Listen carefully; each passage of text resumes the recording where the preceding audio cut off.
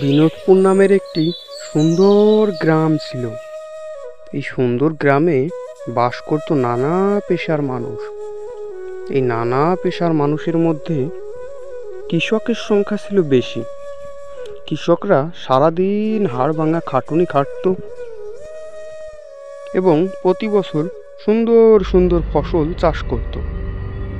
এছাড়াও এই গ্রামে ছিল একটি ক্ষুধার্ত ভূত। ভূত প্রত্যেক দিন গ্রামে ঢুকে গ্রামের মানুষের বাড়িতে বাড়িতে দরজায় খটখট করত এবং খাবার চাইতো।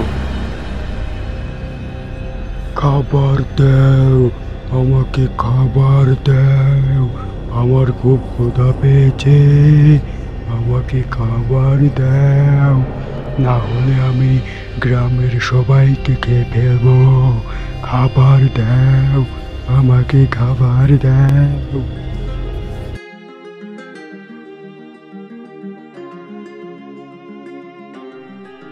এদিকে রতনবাবু মাঠ থেকে কৃষিকাজ করে এই মাত্রই বাড়িতে আসলেন। বাড়িতে এসে সে তার স্ত্রীর কাছে খাবার চাইলেন। আমি মাঠ থেকে চলে এসেছি, আমার খাবার কই, আমার খাবার দাও।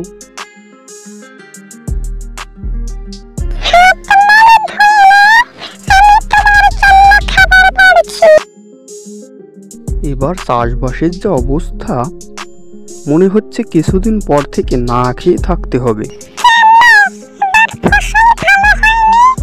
আর ভালো, এবার ফসল একেবারেই খারাপ হয়েছে। তাছাড়াও সময় মতো বৃষ্টি পায়নি, সেচটা ঠিক মতো হয়নি, তো ফসল একেবারেই খারাপ হয়েছে। অতিরিক্ত রোদ্দুরের কারণেও ফসল প্রায় শুকিয়ে যাচ্ছে, মারা যাচ্ছে ফসলগুলো। কিছুদিন পর থেকে কি খেয়ে যে থাকবো আমরা, এটা নিয়েই বেশ চিন্তায় আছি।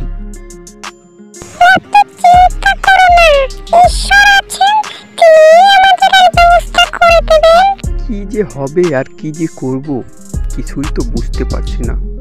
দেখা যাক কি হয়, ঈশ্বর ভরসা। দাও দেখি, চারদিকে খেতে দাও তাড়াতাড়ি, প্রচণ্ড ক্ষুধা পেয়েছে, জলদি জলদি কিছু খাবার দাও। তারপর তারা দুইজন খাবার খেতে বসে যায়। শুনলাম গ্রামে নাকি ক্ষুধার্ত ভূতের উপদ্রব খুব বেড়েছে। সে নাকি প্রতি বাড়ি বাড়ি প্রত্যেক দিন এসে খাবার চাইছে, আর কেউ খাবার না দিলে তাকে নাকি মেরে ফেলছে। ঘটনাটা কি সত্য নাকি?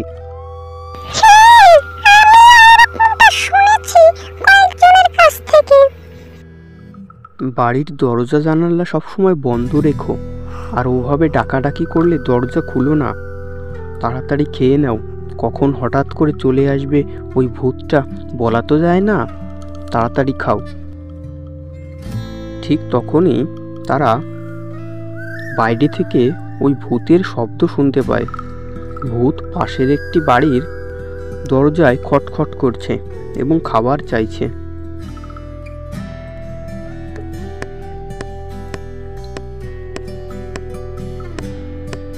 খাবার দাও, আমাকে খাবার দাও, আমার খুব ক্ষুধা পেয়েছে, আমাকে খাবার দাও, না হলে আমি গ্রামের সবাইকে খেয়ে ফেলবো। খাবার দাও, আমাকে খাবার দাও।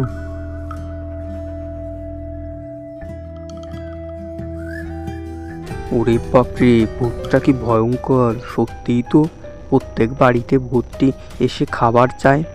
আমি এই ভূতের গল্প অনেক শুনেছি, কিন্তু কখনো এই ভূতটাকে আমি নিজের চোখে দেখিনি। আজ সত্যি সত্যি ভূতটাকে নিজের চোখে দেখে নিলাম। কি ভয়ঙ্কর দেখতে ভূতটা! তখনই ওই ক্ষুধার্ত ভূতটি ওই বাড়ির মালিকের গলাটা টিপে তাকে হত্যা করে।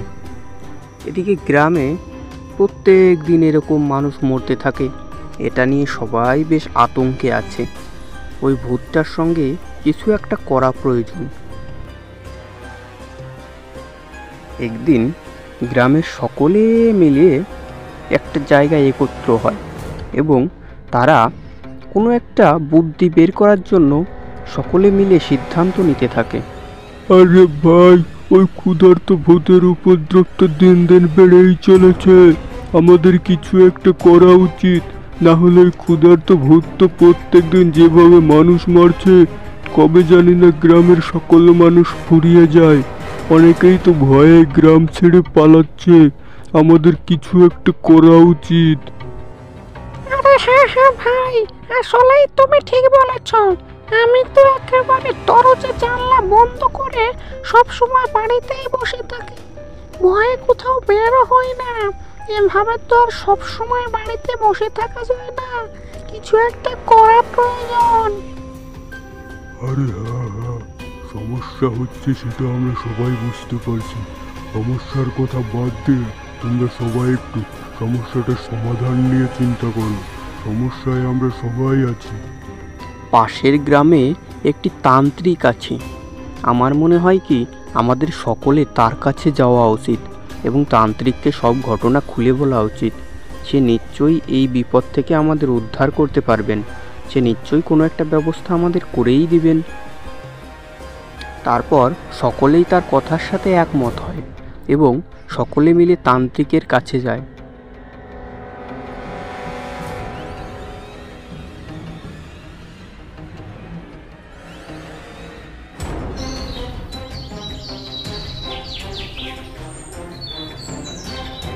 আরে সাধু বাবা, আমাদের গ্রামে ক্ষুধার্ত ভূতের উপদ্রব খুব বেড়েছে।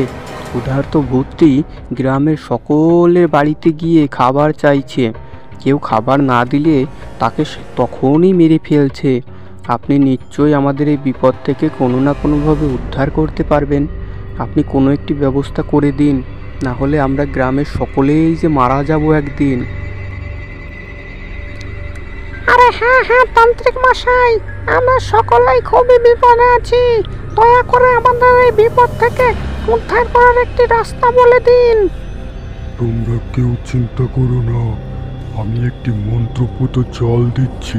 এই জলটি যখনই ওই ক্ষুধার্ত ভূতটি আসবে, তখন তোমরা তার গায়ে ছুঁড়ে মেরো, দেখবে সকল সমস্যার সমাধান হয়ে যাবে। তারপর তান্ত্রিকের কথা মতো গ্রামের সকলেই সেই জলটি নিয়ে বাড়িতে চলে আসে। বাড়িতে এসে সকলেই লুকিয়ে থাকে। তখন হঠাৎ ওই ক্ষুধার্ত ভূতটি আবার আসে এবং একজনের বাড়িতে দরজা ঠক ঠক করতে থাকে এবং খাবার চাইতে থাকে। খাবার দাও, আমাকে খাবার দাও, আমার খুব ক্ষুধা পেয়েছে, আমাকে খাবার দাও, না হলে আমি গ্রামের সবাইকে খেয়ে ফেলবো। খাবার দাও, আমাকে খাবার দাও। তখনই গ্রামের মানুষেরা ওই ক্ষুধার্ত ভূতের গায়ে ওই তান্ত্রিকের মন্ত্রপুত জলটি ছুঁড়ে মারে। জলটি ছুঁড়ে মারার কিছুক্ষণের মধ্যেই ক্ষুধার্ত ভূতের গায়ে আগুন লেগে যায় এবং ক্ষুধার্ত ভূতটি চিল্লাতে থাকে। জোরে জোরে চিল্লাতে চিল্লাতে ক্ষুধার্ত ভূতটি একসময় মারা যায়। গ্রামের সকল মানুষ আবার সুখে শান্তিতে ওই গ্রামে মিলেমিশে বসবাস করতে থাকে। আর কোনো ভূতের উপদ্রব ওই গ্রামে দেখা যায় না।